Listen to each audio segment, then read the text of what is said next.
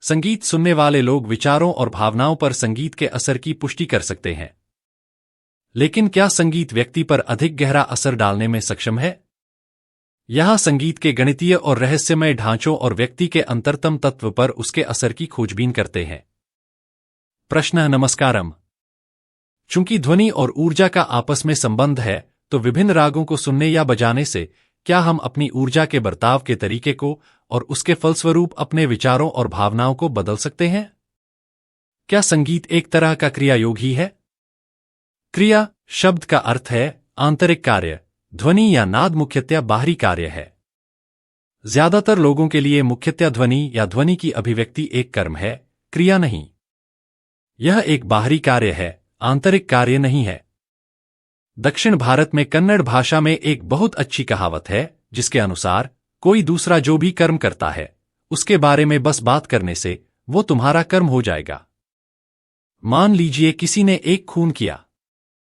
ऐसे हिंसक कार्य का जो भी कर्मगत असर है, उसके बारे में बात करने से ये आपका बन सकता है।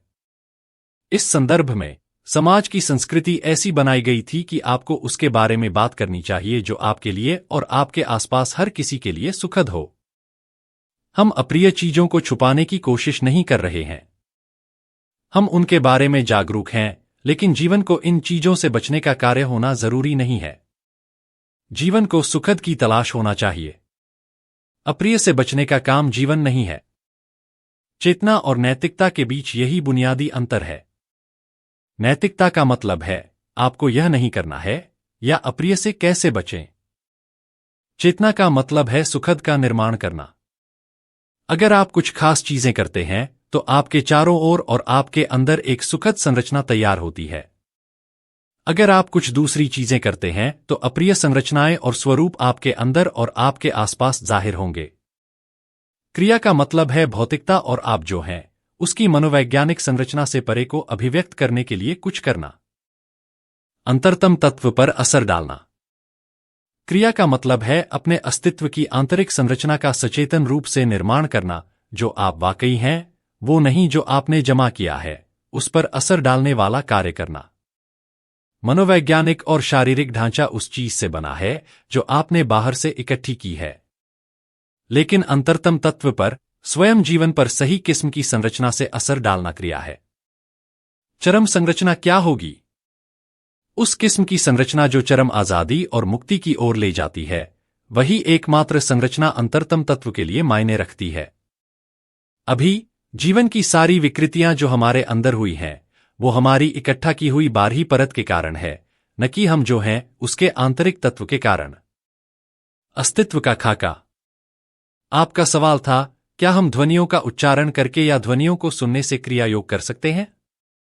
संगीत के बजाय मैं ध्वनि शब्द का इस्तेमाल कर रहा हूं, क्योंकि संगीत ध्वनियों की बस एक विशेष व्यवस्था है। जो 7 सुर हम सामान्य रूप से जानते हैं, जिनका संबंध 7 रंगों से और हमारे सिस्टम में 7 चक्रों से है, उनमें 22 श्रुति यानी सूक्ष्म सुर होते हैं। ये सुरों के बीच में सुर हैं। वाद्ययंत्र के तारों पर संख्याएं जिस अनुपात में बनी हैं, वो रूढ़ संख्याओं 1, 2, 3, 5 की गुणज हैं, और ये 4 तत्वों का प्रतीक भी है, जिसमें आकाश शामिल नहीं है। ये 22 श्रुतियां, ये एकीकरण की रूढ़ संख्याएं, इनसे जो पैटर्न बनता है, वह अपने आप में एक किला है। आपको यह समझने की जरूरत है, भारतीय शास्त्रीय संगीतकार एक तय रचना को नहीं गाता है। वो एक राग से शुरू करते हैं जो एक बुनियादी पैटर्न होता है। उसके ऊपर संगीतकार अपनी दक्षता के आधार पर एक पूरा किला बना लेता है, और इस किले का एक गणितीय आधार होता है। आधुनिक विज्ञान के अनुसार आज हम जानते हैं कि जगत में हर संरचना को एक गणितीय संरचना में ढाला जा सकता है। वही अस्तित्व का खाका या आधार है। यही कारण है कि जब भारतीय शास्त्रीय संगीत बजाया जा रहा हो, तो लोग अपनी उंगलियों पर गिनतियां कर रहे होंगे और उस संरचना को समझने की कोशिश करेंगे जिसे संगीतकार खड़ी करने की कोशिश कर रहा है।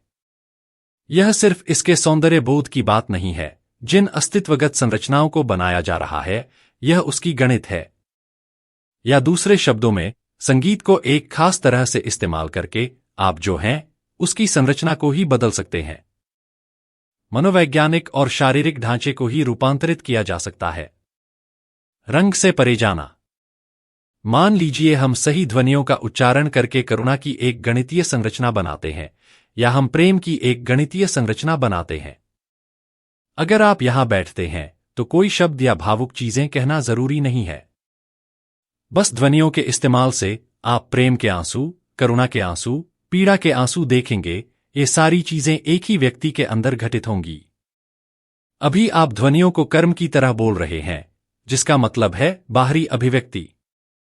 वही चीज एक आंतरिक अभिव्यक्ति बन सकती है और आपकी अपनी मुक्ति के लिए एक आंतरिक तरीका पैदा कर सकती है। इस देश के साधुओं और संतों की अद्भुत कहानियां मौजूद हैं। उदाहरण के लिए तिरुनावुक्करसार ने कुछ ऐसे विशेष मंत्रोच्चार किए जिससे उन्होंने एक मंदिर के दरवाजे का ताला खोल दिया। उन दिनों ताले एक लीवर के बनते थे। सही ध्वनियों के उच्चारण से उन्होंने ताला खोल दिया। तानसेन और उनके गुरु हरिदास के बारे में भी जबरदस्त चीजें कही जाती हैं। एक खास राग को गाकर वो दिया जला देते थे और वो अपने सिस्टम में गर्मी पैदा कर सकते थे। हम जानते हैं कि योग अभ्यास से, बस एक ध्वनि के उच्चारण से आप सिस्टम में कितनी गर्मी पैदा कर सकते हैं। मौसम चाहे कोई भी हो, आपको पसीना आने लगेगा। पसीना बस एक शारीरिक अभिव्यक्ति है, लेकिन अनुभव से आप साफ तौर पर जानते हैं कि आप या तो ऊष्मा या शीत पैदा कर सकते हैं। जो ऊष्मा और शीत हैं, उनके लिए गर्मी और ठंडक सही अर्थ नहीं देते हैं। लेकिन अंग्रेजी शब्दावली में कमी के कारण हम ऊष्मा और शीत के लिए गर्मी और ठंडक के रूप में बात करेंगे। दोनों को सिस्टम में पैदा किया जा सकता है। अलग अलग ध्वनियों के उपयोग से हम अलग अलग मौसम को दर्शाते हैं। तमिल कैलेंडर में 6 महीने हैं। हर 2 महीनों को एक अलग मौसम माना जाता है। उनमें से हर एक के लिए एक राग है। तो क्या ध्वनियों का उच्चारण या संगीत सुनना या एक खास तरीके से संगीत बजाना क्रिया योग है? अभी आप ध्वनियों को कर्म की तरह बोल रहे हैं, जिसका मतलब है बाहरी अभिव्यक्ति। वही चीज एक आंतरिक अभिव्यक्ति बन सकती है और आपकी अपनी मुक्ति के लिए एक आंतरिक तरीका पैदा कर सकती है। जब मैंने आपसे वैराग्य के इन 5 मंत्रों को सुनने को कहा था तो मैं यही कह रहा था। रंग के परे जाने का अर्थ कर्म से परे जाना भी है, क्योंकि कर्म एक तरह का रंग है। अभी खिड़की पर कांच को सिर्फ इसलिए लगाया जाता है क्योंकि यह रंगहीन है। बाहर का जो भी रंग है उसे आप देख सकते हैं क्योंकि कांच पारदर्शी और रंगहीन है।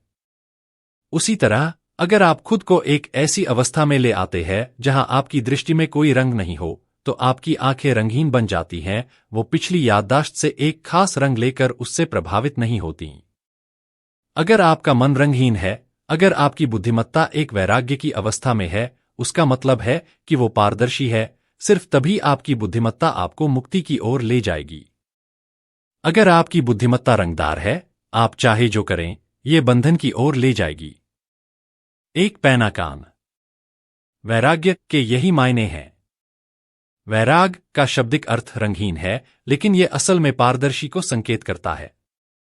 अगर आपका मन पारदर्शी हो जाता है, आपने जो भी कर्मगत रंग इकट्ठा किए हैं उनसे मन प्रभावित नहीं है, तो आप स्वाभाविक रूप से मुक्ति की ओर बढ़ते हैं, क्योंकि आपकी बुद्धिमत्ता दिव्य के लिए द्वार खोल देगी। अगर आपका पूरा शरीर सुन सके तो जो चीज बस मनोरंजन है, वह निश्चित रूप से क्रिया योग बन सकती है। तो क्या संगीत क्रिया योग है? इसे निश्चित रूप से क्रिया योग में रूपांतरित किया जा सकता है अगर श्रोता में एक खास गुण है। संगीत की गुणवत्ता बस संगीतकार के साथ ही नहीं होती, ये मुख्य रूप से श्रोता में होती है। व्यक्ति कितनी गहराई से सुन सकता है। आपको यह समझना चाहिए, अगर आपका सुनना बहुत पैना हो जाता है, तब सुनना बस आपके कान से ही नहीं होता।